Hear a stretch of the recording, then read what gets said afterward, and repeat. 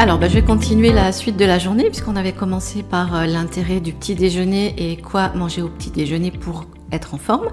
Donc le midi, on va aller sur un repas équilibré. Qui dit repas équilibré, ça peut être une entrée, par exemple une crudité, un plat avec une source de viande, de poisson, des œufs, féculents, légumes, un dessert. Pour les repas végétariens, les personnes végétariennes, on peut tout à fait équilibrer son repas. Sans viande, sans produits d'origine animale, en prenant par exemple un couscous végétarien dans lequel on aura des céréales avec la semoule et on aura les pois chiches qui nous apportent les légumes secs. C'est comme si on avait une portion de protéines animales. Donc, et le dessert, ça peut être un fromage, ça peut être un laitage, un fruit cuit, une compote, et puis de temps en temps un petit plaisir, une pâtisserie. Quand je dis de temps en temps, c'est pas à chaque repas. L'après-midi, le goûter, c'est pas forcément que pour les enfants. On peut se permettre de faire un goûter.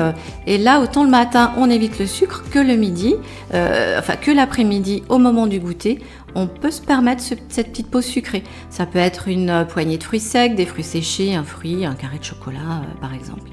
Et puis le soir, on va plutôt aller vers un dîner assez végétal. Pas trop de viande, pas trop de protéines.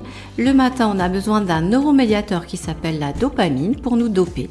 Et le soir, on va plutôt aller appuyer sur la pédale de frein. On a plus besoin de sérotonine, qui est le neuromédiateur qui va permettre un bon endormissement. Et cette sérotonine permet aussi de prendre du recul, d'être plus zen. Voilà, dans ses réactions, dans ses émotions. Donc un exemple de dîner, ça peut être du chou-fleur, un œuf dur, avec de la mayonnaise, pourquoi pas, ou même mayonnaise maison ou vinaigrette, un petit peu de riz, et puis un dessert, ça peut être un yaourt, un fromage blanc, un skyr, une compote, et puis si on a envie de se faire un petit peu plus plaisir, on peut prendre le féculent en dessert, par exemple une semoule au lait, un riz au lait.